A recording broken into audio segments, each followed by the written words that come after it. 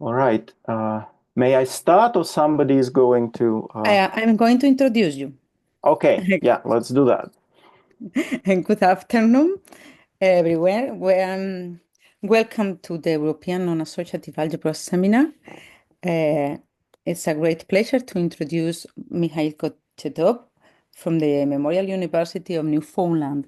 The title of his talk is Almost Fine Gradings on Algebras and Classification of Gradings up to Isomorphism. Thank you, Mikhail. Oh, thank you, Christina, for an introduction. So this talk is based on a joint paper with Alberto Elduque, and this paper has been accepted to appear in Documenta Mathematica. So before I get to the point of almost fine gradings, I will have to tell you the story of various approaches to classifying gradings, give you some examples. So please bear with me if they are too easy. So that's the outline of the talk here. So we start with definitions and examples of gradings, refinement and coarsening, and then I state classification problems for gradings. There are different ways to think about it. And then we will get to the point of almost fine gradings. So I will have to discuss relationship between gradings and actions. And then from that, we can define almost fine gradings. And we'll also see how they can be obtained from, at least in principle, from fine gradings. Fine gradings here means gradings that cannot be refined, so they don't have a non-trivial refinement. And then we will see how this new concept of almost fine grading allows us to obtain classification of gradings up to isomorphism by any abelian group. Okay, and then if time permits, in the end, as an illustration, I will talk about gradings by root systems on Lie algebras. And how to attach a grading by root system to any so-called non-special grading. Non-special here means that the universal group of this grading is not finite, so it has some positive rank, the universal abelian group of this grading. Okay, let's start with examples and definitions. So we are working with non-associative algebras. So when I say algebra, it means a non-associative algebra. It can be made more generally. We can allow on our algebra not necessarily usual binary operation, but any number of operations. So they're called omega algebras. However, we will assume that the operations are multilinear. So if we have the usual situation, so one binary operation, it is linear in each variable, but we don't assume any identities satisfied by this operation. So a grading on an algebra, then, this is the most general concept of a grading, is a vector space decomposition like this. So we decompose the vector space into direct sum of subspaces. And all that we ask is that whenever a product of two of these subspaces is not zero, there is an element. Here S is just an indexing set. You can think that this S is just a set of subspaces in your algebra. So whenever product of these two subspaces is not zero, it is contained in a third subspace.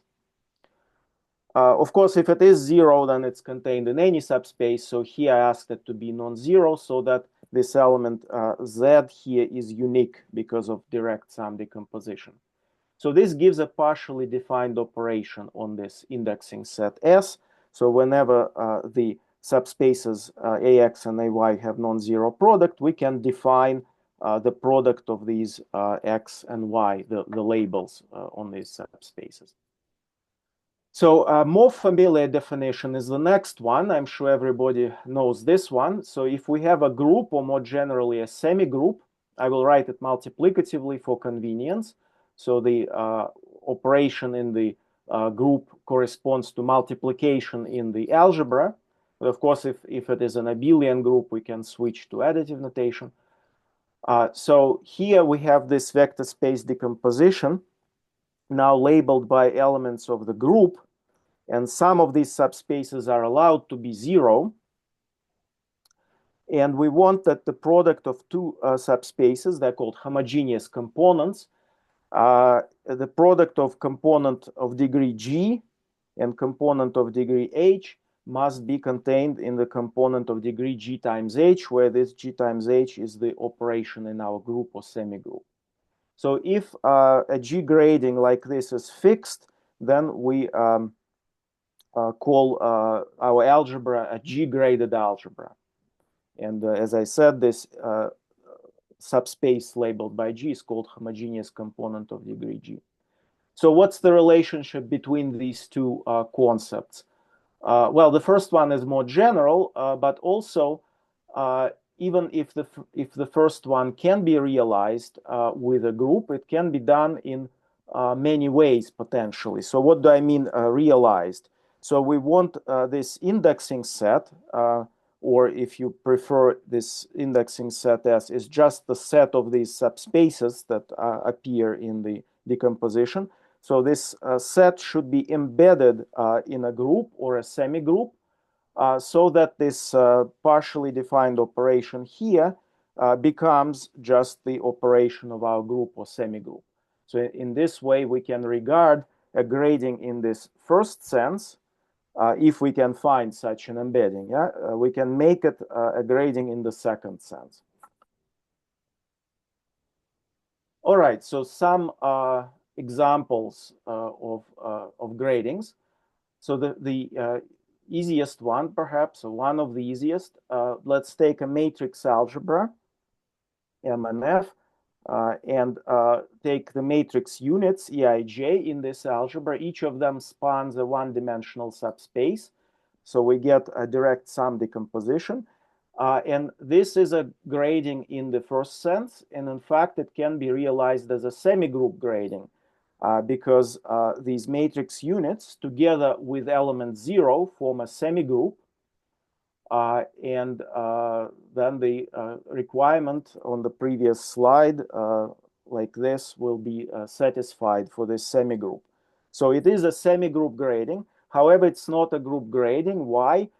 Because it's an easy exercise that if you have a group grading on an algebra which is unital, so it has the identity element for multiplication, then this identity element must have a degree equal to the identity of your group. So here it is not the case. The identity matrix is not even a homogeneous element. It is sum of n homogeneous elements. So this is not a group grading. However, if we put together all the diagonal matrix units into one big component of dimension n, right, and the rest remains one-dimensional components, this will be a group grading, in fact, an abelian group grading. So how you can make it an abelian group grading? Well, for each matrix unit, Eij, you can define its degree in a free abelian group of rank n to be epsilon I minus epsilon j, where these epsilon 1 through epsilon n are the standard basis of the free abelian group. So this will realize this grading as an abelian group grading. Okay, another concept that I will need, the support of a G grading. So in this context, some of the components are allowed to be 0. So we take all those that are non-zero, and then their labels form a subset of the group, not necessarily a subgroup. This subset is called the support of the grading or support of the graded algebra if the grading is fixed. And an important fact, if you have a semigroup grading on a simple Lie algebra, then the support, in fact, generates an abelian group. So this semigroup generated by the support is, in fact, an abelian group. So if we are interested in gradings on simple Lie algebras, then there is no loss of generality to assume that we have an abelian group grading compared to semigroup is the same class. However, if you don't assume that your grading is realizable of a semigroup, then it doesn't have to be an abelian group grading. So that was conjectured in a paper of Patera and Zassenhaus, which I will be citing later, but it turned out to be false, as Alberto Elduque recently demonstrated. So there exists a non-semigroup grading on the simple group, the simple Lie algebra SO26. Okay, so I mentioned that if our grading can be realized as a group grading or abelian group grading, then it can be realized in many ways. So, well, for example, in this case of a grading on the matrices above, we don't have to do a free abelian group. We can take a quotient of this abelian group as long as no degrees of the components become equal. So that this quotient map must be injective on the support of this grading. And then you will get another realization of the same grading with a quotient group. So that that motivates this concept of universal group, which goes back to that paper of Patera and Zassenhaus that I mentioned.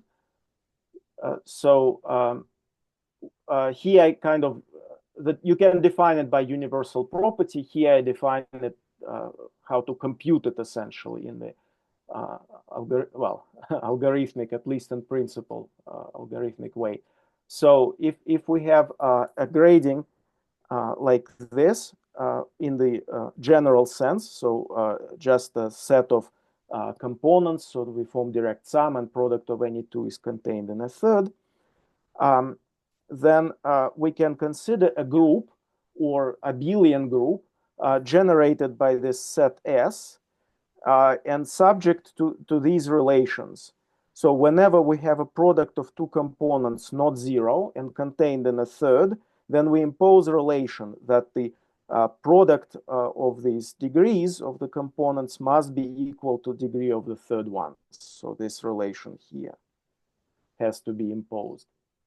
So we can define this group for any grading, but of course, it is not guaranteed that when we take this quotient by these relations, that the map that sends these generators to the group is still injective. Some generators may get identified as a result of these relations.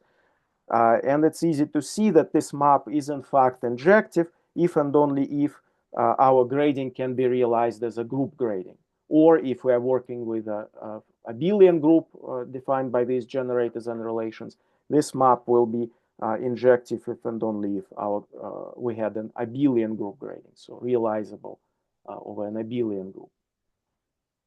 Okay, so, and this is the universal realization in the sense that it maps to any other. So this group G will map to another group realizing this grading. Okay, so some examples here to get a feel for this. So let's take SL2, this very small Lie algebra, so everything can be very explicit. And we can make it Z-graded. So the diagonal element, usually denoted by H, the basis element for SL2, will have degree 0. Then the upper triangular element, usually denoted by E, will have degree 1, and the lower triangular, denoted by F, usually will have degree -1. Clearly, this is a Z grading. However, we can also realize it as a Zm grading, taking Z modulo M, as long as M is greater than 2, so that -1 and 1 do not become congruent mod M. We'll get reading the labels mod M will give us a realization of this same grading with a different group. And of course, Z is the universal group, and our realization of a Zm is obtained through a homomorphism from Z to Zm. That's the universal property of universal realizations. Well, a more general example is below. So instead of SL2, we can take any semi-simple Lie algebra, let's say, over complex numbers, take Cartan subalgebra and root space decomposition. This can be realized over the root lattice, which is a free abelian group. The support of this grading will be 0 and the root system, and the universal group is the root lattice. It's easy to see. Okay, so here is another interesting example of a grading. Again, start with SL2. SL2 contains the following Pauli matrices known from physics, from quantum physics. So I label them in the way physicists label them, sigma 3, sigma 1, and sigma 2. They define a grading by the Klein-4 group on SL2 just by taking one-dimensional subspaces spanned by each of them. It's easy to see that, in fact, the product of two Pauli matrices is a scalar multiple of the third. And the same will be true for the Lie bracket as well. So we get a grading by group Z2 cross Z2 on 2 by 2 matrices as an associative algebra or as a Lie algebra, and then we can restrict that to SL2. So if we want the full 2 by 2 matrices, then of course there is a fourth basis element, the identity matrix, but we said that that one has to have degree E. So that is the only way to extend this one. Anyway, if we stick with SL2, let's say, then the support will be missing the identity element because identity matrix is not included. So it's this subset of our Klein-4 group, the three non-identity elements. And this Klein-4 group is the universal group, as can be easily checked in this case. And the following is a generalization of this example. Now we take n by n matrices instead of 2 by 2. And again, we get a grading on the associative algebra of n by n matrices, on the Lie algebra of n by n matrices, and also on the derived Lie algebra, SLN. Okay, so this replacement for Pauli matrices are these. So X is sometimes called a clock matrix of Sylvester, and Y is called shift matrix. So one of them just has consecutive powers of primitive root of unity on the diagonal, and the other is a cyclic permutation of the basis vectors. And these two matrices, each of them to the power of n will give you the identity matrix, and they also commute up to a scalar, namely this primitive root of unity. So it follows that these monomials, ordered monomials, x to the I, y to the j, where I and j are restricted to range from 0 to n minus 1. This will be a basis of the matrix algebra, and it will be a grading by the group Zn cross Zn. And so we just assign degree A to matrix X, assign degree B to matrix Y, and that uniquely tells us how to assign degrees to these. And that will be a realization of this grading, and in fact, a universal one. All right, so next, let's look at group homomorphisms in more detail. I mentioned that if we take universal realization, and then we can, for certain quotient groups, we also obtain realizations, like we saw in the case of Z and Zm, realizations of that grading on SL2. This is a special case of a very general construction. If you have a group homomorphism alpha from group G to group H, and you have a G grading on, in fact, on a vector space, an algebra, then you can define this induced grading. I denoted it like this. The notation it has a, well, it's convenient. So if you do it twice, so you do this, this will be, it works, yeah, in this order. So if you put the symbol on the left, then how is this defined?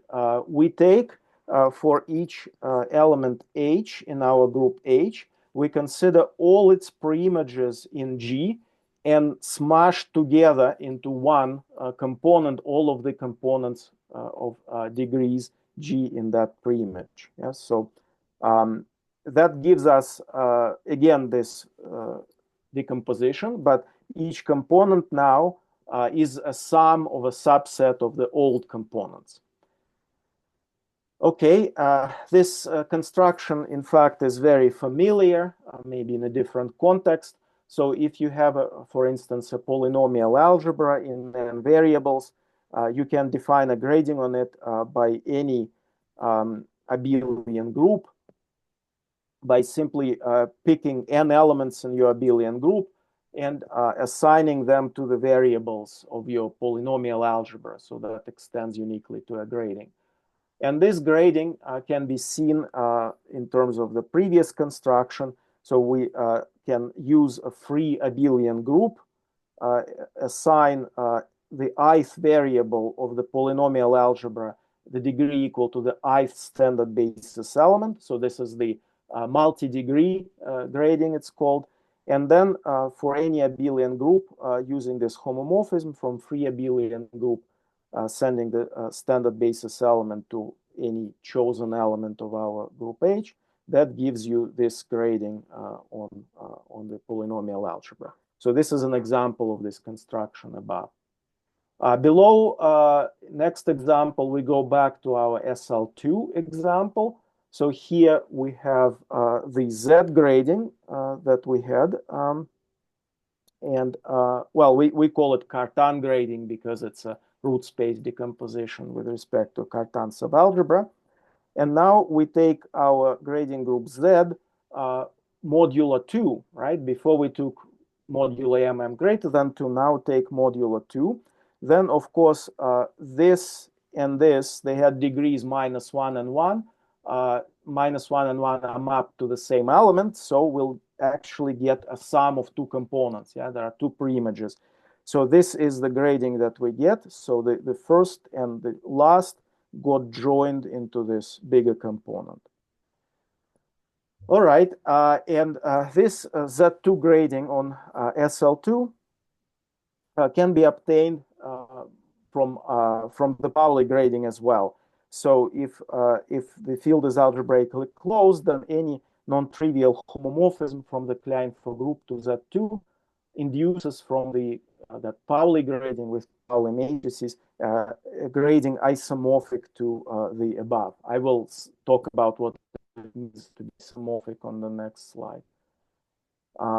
Then already here in this TOE example, you can see that things can get rather complicated, especially if your field is not algebraically closed. Then not all homomorphisms here will produce isomorphic gradings. Two of them produce this one, but one of them produces a different one, yeah, non-isomorphic. So yes, the moral of the story is that the same grading can be obtained as a coarsening from different gradings, and keeping track of isomorphism can be complicated and depends on the ground field. All right, so before we get to isomorphism, there is one more thing to discuss as refinement, coarsening, and fine gradings. Okay, so if we have a G grading on an algebra A, so that S is the support of it, and we have an H grading on the same algebra with support S prime. So the groups don't have to be the same, here G, here H.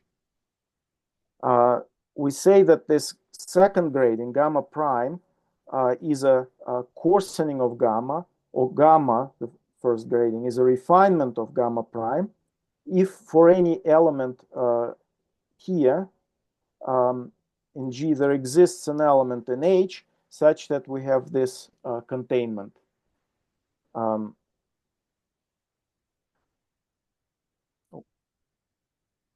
Yeah, AG contained in AH prime. And if this containment is strict in at least one instance, then we say that this is a proper refinement. So this example from the previous slide, when we took Z grading on SL2 modulo 2, we obtained a coarsening of it.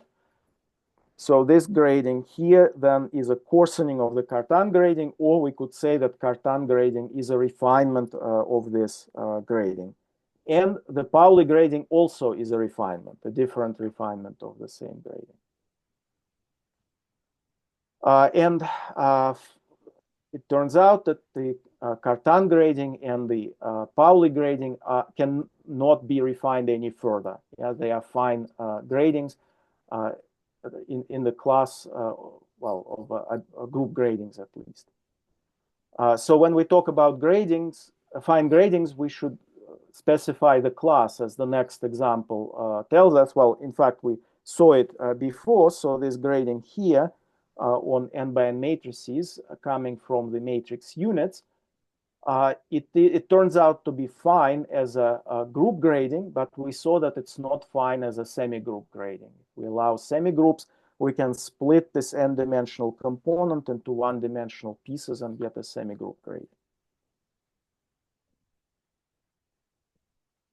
All right, so now under what equivalence can we classify gradings? So if we just treat them as subsets of subspaces, so that they form direct sum equal to the whole algebra, there are too many of them, so you want to put some equivalence and classify them up to an equivalence relation. So one natural equivalence relation is isomorphism. In fact, it comes from the concept of homomorphism of graded algebras. I'm sure everyone is familiar with this one as well. So if we have two algebras which are graded by the same group G, then a homomorphism of graded algebras is just an algebra homomorphism from algebra A to algebra A prime, which preserves degrees. Yeah, so homogeneous component of degree G in the first algebra is mapped to homogeneous component of that same degree G in the second algebra. In particular, if this psi is invertible, if it's an isomorphism, we get isomorphic G-graded algebras. And we will say that two gradings on the same algebra A are isomorphic if they lead to isomorphic algebras, graded algebras in this sense. And equivalence is a second natural equivalence relation, which we do call equivalence. And this one allows relabeling. So here we have a G-graded algebra A and an H-graded algebra A prime. And then we call them equivalent if there exists an algebra isomorphism between them, which maps, well, you could say homogeneous elements to homogeneous elements, or equivalently, each homogeneous component of algebra A goes to some homogeneous component of algebra A prime onto, yeah, gets mapped onto. And this, of course, defines a bijection on the supports. So I wrote it like this. Yeah, so there is this relabeling map involved here. And note that this relabeling map is just a bijection of sets. It's not a group homomorphism from G to H in general. However, if we take universal realizations of these gradings, so if G and H are the universal groups, then alpha extends to a group isomorphism. This is a consequence of universal property. And then the condition on psi, this condition, can be read in this way, that if we take our algebra A, which was G-graded, using this homomorphism from G to H, we can produce an H-graded algebra, as we saw on the previous slide. So it's A with this grading induced by the homomorphism alpha on it, which is an H grading. And then our psi here just becomes an isomorphism of H-graded algebras. So A with the H grading induced by alpha, and A prime with given grading gamma prime. So that's the connection between the two concepts of two equivalence relations, the isomorphism and what we call equivalence. Okay, so here is to recap. I already mentioned this. We can now fix our algebra and try to describe or classify all gradings on it. And there are at least two natural approaches to this. So the first one fixes a group G. So then we consider G gradings on A up to isomorphism.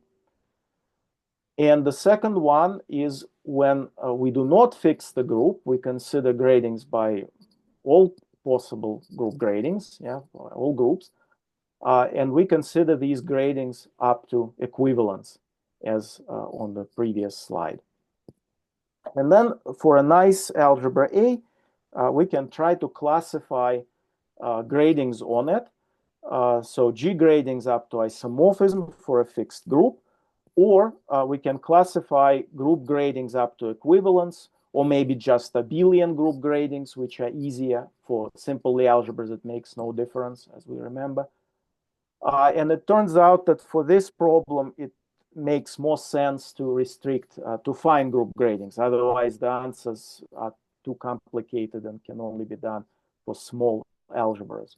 But for fine gradings, it turns out it can be done for large classes of algebras, and it was done for simple Lie algebras, all simple finite-dimensional Lie algebras over an algebraically closed field of characteristic 0. Well, for Jordan, simple Jordan algebras, again, of finite dimension. For simple associative algebras, not only over algebraically closed fields, but let's say over real numbers as well. And it doesn't have to be simple algebras, of course.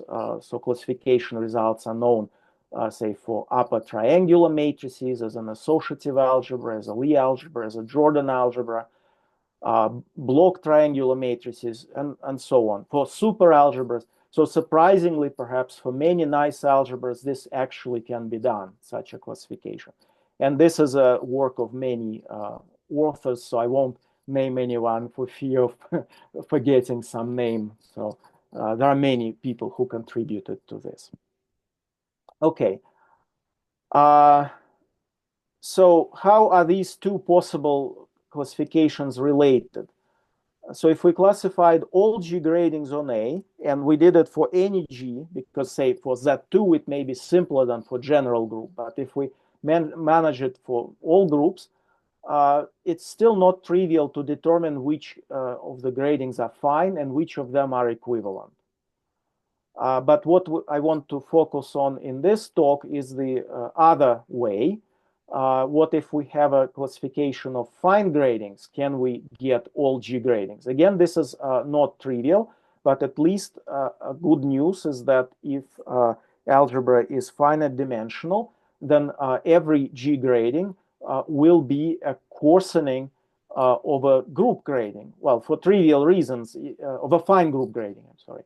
So if it is already fine, well, it's a coarsening, not a proper coarsening of itself. Yeah. If it is not fine, we refine it. And if the resulting group grading is still not fine, we refine again. And in finite dimensions, this has to stop. So eventually, our grading becomes a coarsening of a fine group grading. And then it is obtained by a group homomorphism from the universal group. So it gives a description of all G gradings, right? We just have to consider these homomorphisms. But the problem is what I already mentioned before, that the same G grading can be obtained from different as a coarsening of different fine gradings. And moreover, different homomorphisms can lead to isomorphic gradings. So the isomorphism problem is still very non-trivial here. And well, I will propose a solution to this problem from my joint paper with Alberto Elduque, as I already mentioned. But before we get there, we need some more definitions. These coming from the paper of Patera and Zassenhaus that I already mentioned. So if we have a grading on an algebra A, in this most general sense, it doesn't have to be a group grading, then we can associate to it three groups. So the first group here, well, you can see the definition. So this is all automorphisms of the algebra that map each component onto a component, but not necessarily of the same degree. In other words, these are the auto-equivalences of this graded algebra. The second group, which will be a subgroup of the first, this is all automorphisms that map a component, each component onto itself, yeah, so the same degree. In other words, these are automorphisms of A as a graded algebra with this grading gamma. And then finally, the third one, it may not be clear at the moment why it's important, but it will become clear later, is the diagonal group of the grading, which will be a subgroup in the previous one. And it consists of all automorphisms that not only preserve the components, but they act as scalars on all components. So it will be, in fact, a central subgroup in this stabilizer of the grading, while stabilizer is a normal subgroup in the automorphism group of the grading. Then the quotient here is called the Weil group of the grading, and by definition, it will act faithfully on the support of the grading, right? Each element psi that does this defines a unique permutation of the support, and that's an action, and the kernel of this action is precisely this subgroup. So we can identify the quotient with a group of permutations on the support. And if we use the universal group, if we realize, if these gradings are group gradings, and we realize them over the universal group, then this bijection extends to group automorphism of this universal group. And so the Weil group can be seen as a subgroup of the automorphism group of the universal grading group. Okay, and then how this Weil group relates to the previous one?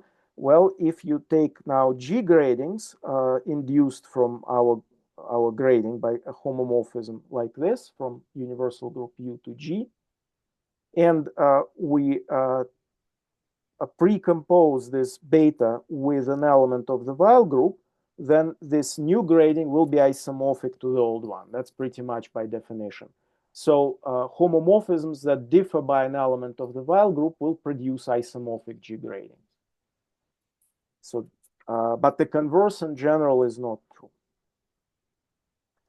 Okay, now action of the character group. I'll have to speed up, I'm afraid. So, but this is very familiar, I think. If you have an abelian group, we have a character group. So it's just homomorphisms from the group to the multiplicative group of the field. Then on any G-graded vector space, this character group will act in this way. So the character chi acting on a homogeneous element of degree G just multiplies it by the value chi of G by this scalar. And then if the field is nice, algebraically closed characteristic 0, or characteristic P and G has no P torsion, then we can recover the grading from this action because these homomorphisms from G to the multiplicative group, they separate points of the group. So the G component of the grading can be recovered in this way for every G. Okay, and if we use the theory of algebraic groups, so if we consider only, so this will be an algebraic group, well, if it's finite, if G is finitely generated, otherwise pro-algebraic group. So if we consider only algebraic actions, then there is a bijection between G gradings and G hat actions on a vector space. And these, if G is this finitely generated abelian group, then G hat has this form. And so this multiplicative group of the field raised to power R is known as an algebraic torus. And then this will be a finite abelian group. So these products of a torus and a finite abelian group are known as quasi-tori. And any algebraic representation of a quasi-torus is is diagonalizable. So note here this A hat will have no P torsion if characteristic is P. All right, almost fine gradings, finally, the main topic. So we assume that our ground field is algebraically closed and all our algebras are finite dimensional. Then for any grading, we have these three groups: diagonal group, stabilize, and automorphism group. And they will all be closed in the algebraic group. So automorphisms of A will be an algebraic group because A is finite dimensional. So it's a closed subgroup of GLA, and all of those will be closed subgroups there. Moreover, this diag gamma is a subgroup of a torus, so it's a quasi-torus. And we say that a grading gamma is almost fine if the connected component of this quasi-torus, which is a torus, it is maximal in the stabilizer. So it's always a torus in the stabilizer, so we say grading is almost fine if it is maximal. So the dimension of a maximal tori in this stabilizer of gamma is called the toral rank of this grading. And this diag gamma is the group of characters of the universal abelian group of this grading. And the connected component will be the group of characters of this quotient. Yeah, so all multiplicative characters of this group that kill the torsion. Yeah, so that can be identified with a group of characters of the connected component. And the dimension of this torus or the quasi-torus, they have the same dimension, is the rank of this free abelian group. Yeah, so the free rank of it. If gamma is fine in any class that you like, all gradings, group gradings, abelian group gradings, then it is almost fine. And if a grading is almost fine, it can have refinements, unlike a fine grading, but at least all these refinements, they are almost fine and they have the same toral rank. Okay, there is a nice characterization in the reductive case of these almost fine gradings. So if we have, first let me define a grading on the endomorphisms. Again, probably very familiar, but let's do quickly. So if we have a finite dimensional G-graded vector space, then the algebra NdV becomes graded as well. In this way, the component of degree G, by definition, consists of all endomorphisms that map each component of degree H to a component of degree GH. So they do this left shift of the degrees. And if V is finite dimensional, the direct sum of these will be the entire NV, and that makes it a graded algebra, in fact. And if G is abelian, then grading on an associative algebra can be considered as a grading on the corresponding Lie algebra, in particular here on NV minus, yeah, or GLV. And if now we look at gradings on an algebra, then we can define derivations of that algebra, which will be Lie subalgebra of this GLV Lie algebra. And one can check that it's a graded one whenever we have a G grading on algebra A. So in particular, the identity component will be all derivations that preserve degrees, and this appears in the next theorem. Okay, I want to state the theorem for arbitrary characteristics, so I have to use something that's called automorphism group scheme.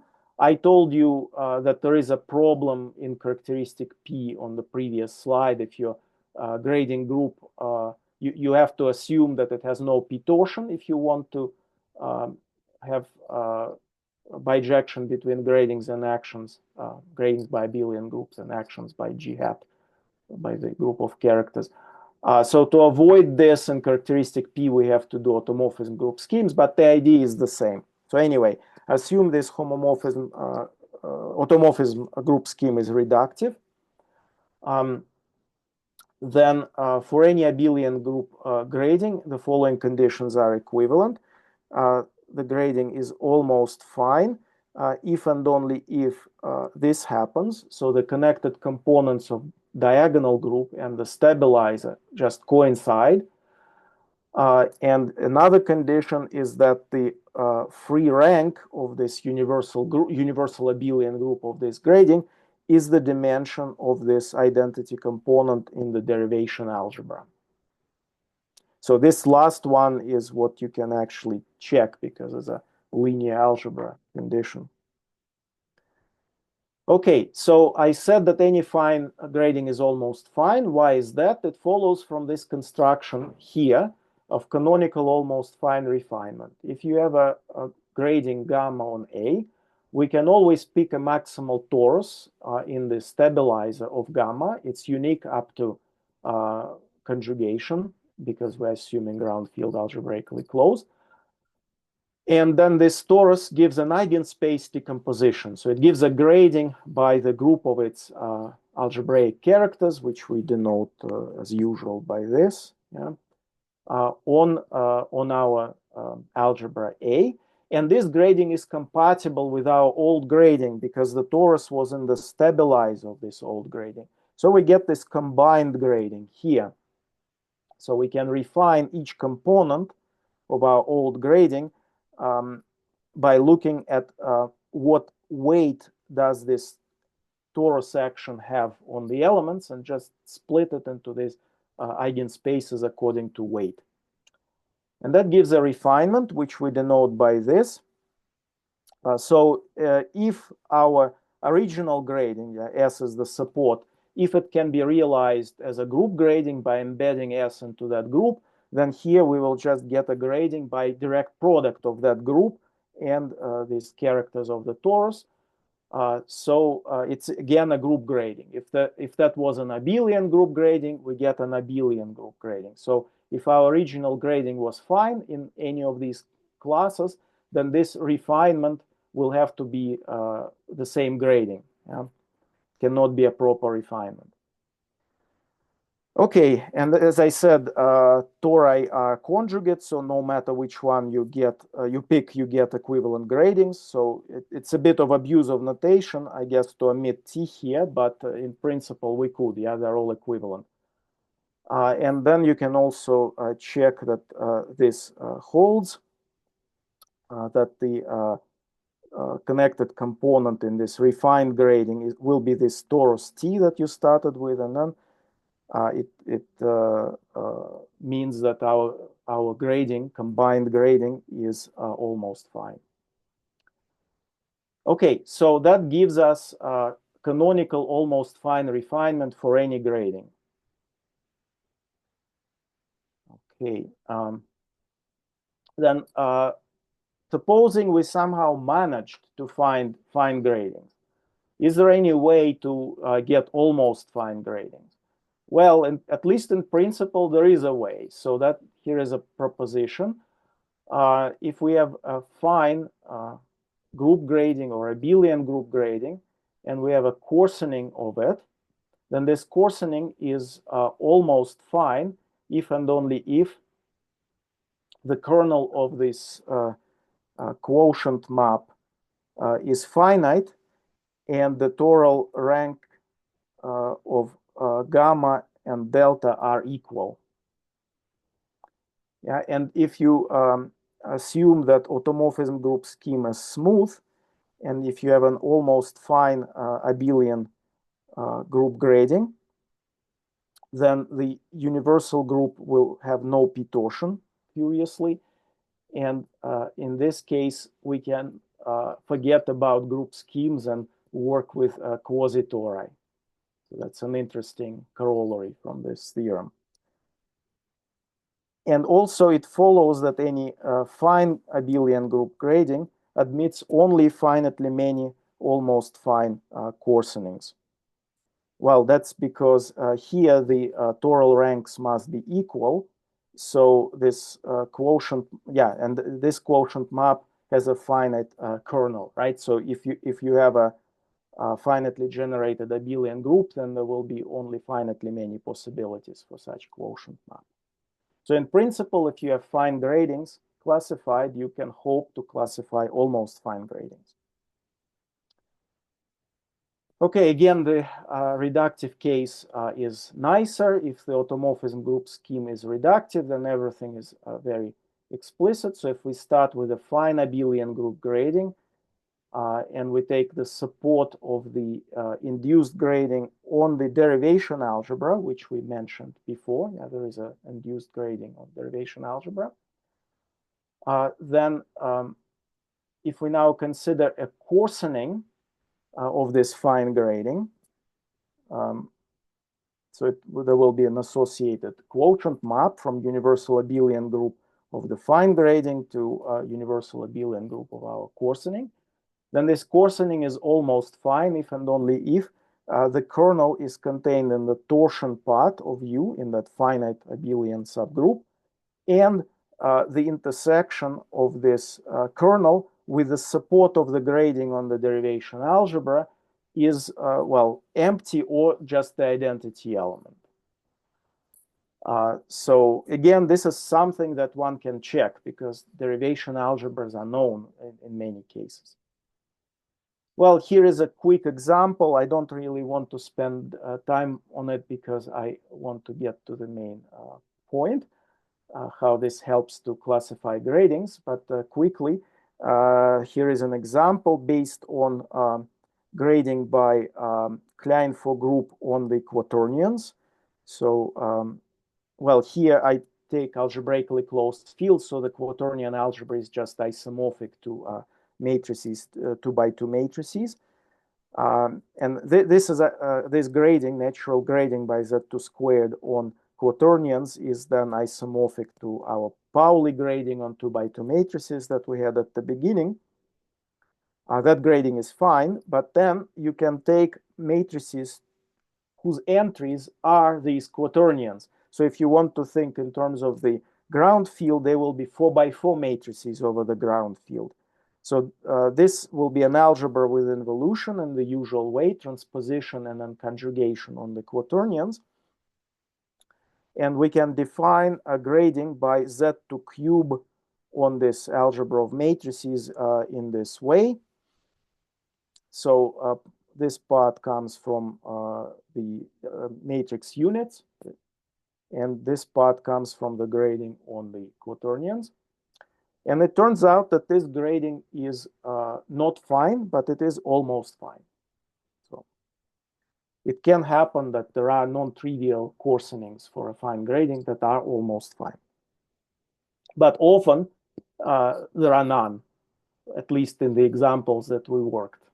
So there tend to be few of them somehow. Okay, now how to classify G gradings up to isomorphism using this class of almost fine gradings. So let G be a group. Then for any G grading on A, there exists a fine grading, delta, so that our G grading, gamma, is obtained by this homomorphism from the universal group to G, yeah, this relabeling homomorphism. But as we pointed out, neither delta nor alpha are unique. Well, of course, delta could be replaced by an equivalent fine grading. Alpha can be replaced even with a fixed delta by precomposing it with an element of the Weil group of delta. We saw that all leads to isomorphic gradings, but this is not enough. There is more going on. These statements do not have converses. Yeah? But the idea is to now allow a wider class of gradings from which we obtain all G gradings. So we replace fine grading by almost fine grading. And at the same time, we restrict what kind of group homomorphisms we are allowed to take. Not arbitrary group homomorphisms, but what we call admissible group homomorphisms. Okay, so let delta be an almost fine group grading. So it has universal group, universal abelian group. So it can be realized over U, perhaps not over the abelian group if it's not an abelian group grading, but there is this group still. Now if we if we have a homomorphism from universal group U to G, it is said to be admissible if the restriction of this homomorphism to the support is injective. Yeah, so this looks rather technical. Well, maybe it is. So we don't require that alpha be injective on the support, because then we would exclude all coarsenings completely. But we require that on each piece of the support determined by this map pi, it should be injective. Or in other words, this direct product will be an injective map. Yeah, so what is this pi delta? Well, the universal group here has a canonical map to universal abelian group, yeah, because a universal abelian group is just abelianization of this. Then the universal abelian group has canonical homomorphism to this free abelian group. Yeah, just take modular the torsion part. And so composing these two homomorphisms, that gives us this pi delta. So if delta has a toral rank 0, then we just get that alpha is injective on the support. If toral rank is more than 1, then the condition is more than 0. Sorry, the condition is milder. Yeah? So there are more admissible maps. They don't have to be injective on the support, only on each piece of the support controlled by this free abelian group. Okay, so this is what I say in this bullet. Yeah, so this is a free abelian group. So it will be characters of that torus that we mentioned before, and then you can partition the support S into pieces according to what weight they belong. And then on each piece, alpha must be injected. And if we only care about abelian group gradings, for instance, if we work with simple Lie algebras, then we can forget this two-step process here with universal group. We can work with just the universal abelian group. Okay, so well, I guess we can skip the lemma and come to this theorem, which gives us a way to classify G gradings up to isomorphism if we know fine gradings up to equivalence and we know their Weyl groups. So if we have a set of representatives of equivalence classes of almost fine group gradings or almost fine abelian group gradings, depending on which class we want to work with, then for any group, respectively abelian group G and the G grading on A, now there exists unique almost fine grading among these representatives, such that our G grading gamma is isomorphic to grading induced from this gamma I by a homomorphism from its universal group to G, or in the abelian situation from the universal abelian group to G.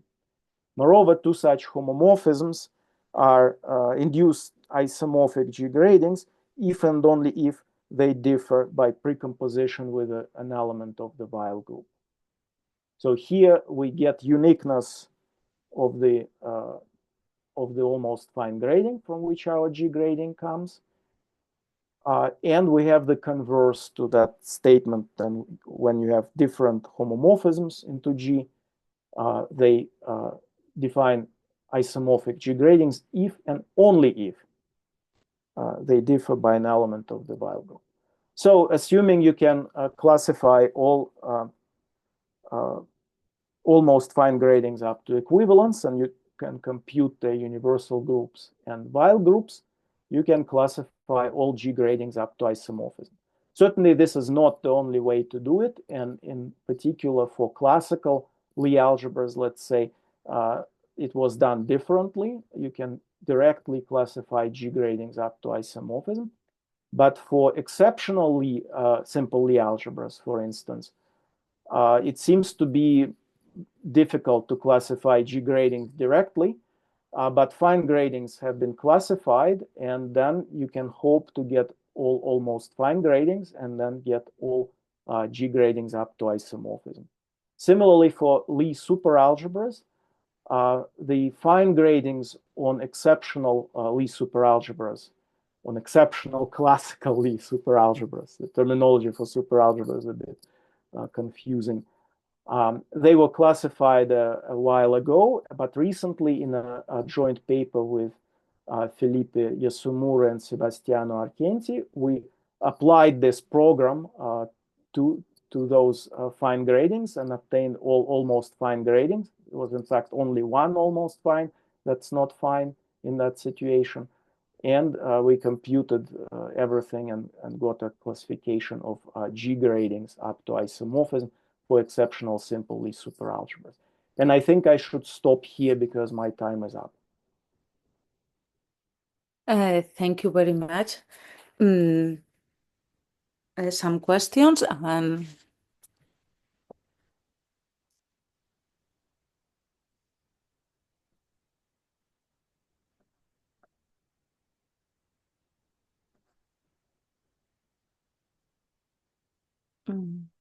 Well, we would like to hear the rest of the talk.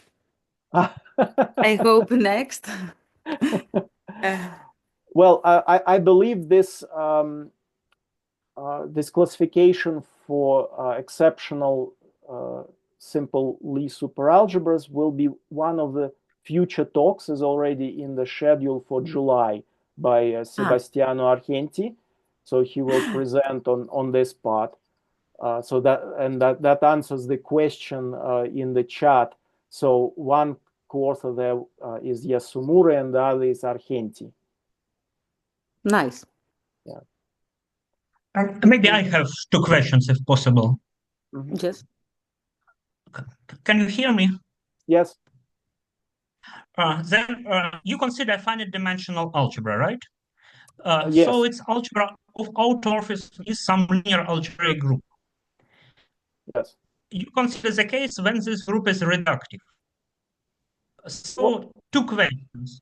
Firstly, do you know when it's reductive? How guarantee that it is indeed reductive? And second, how important is that it is reductive? On non-reductive, you cannot apply your math. You can apply methods, but this becomes more complicated. So this theorem here, that's still on the screen, it does not require the group to be reductive. Yeah. What becomes more complicated is characterization of almost fine gradings. So it may be more difficult to obtain fine gradings, almost fine gradings from the knowledge of fine grading in the non-reductive case. While reductivity of the group cannot be guaranteed, it's not always reductive, certainly. It depends on the algebra. It somehow tends to be reductive for simple algebras, but I don't know a general theorem. Maybe somebody in the audience knows. But in each case, people seem to prove that the automorphism group is reductive for these simple objects, classical Lie algebras or exceptional Lie algebras, Jordan and Jordan pairs, triples, whatever. So every time it seems to be reductive somehow. But if you leave simple algebras and go to, let's say, triangular, upper triangular matrices, then yeah, you lose reductivity. You can even lose smoothness and characteristic P. The most important example probably is the Cartan type simple Lie algebras that exist in characteristic P. So special, Hamiltonian.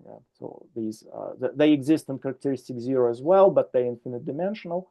But in characteristic P, you can truncate them to make finite dimensional simple Lie algebras, and they are the difficult ones to classify. In fact, there was a whole program to classify finite dimensional simple Lie algebras in characteristic P. So there is a 3-volume book by Strabe, I think, that does that. Anyway, so for those, even the automorphism group scheme is not smooth. So you cannot do everything in terms of these quasi-tori. So, but again, this theorem here, still on the screen, it still applies. There is no restriction there. It just becomes more difficult to obtain fine gradings, or almost fine gradings. Okay, thank you. Other questions?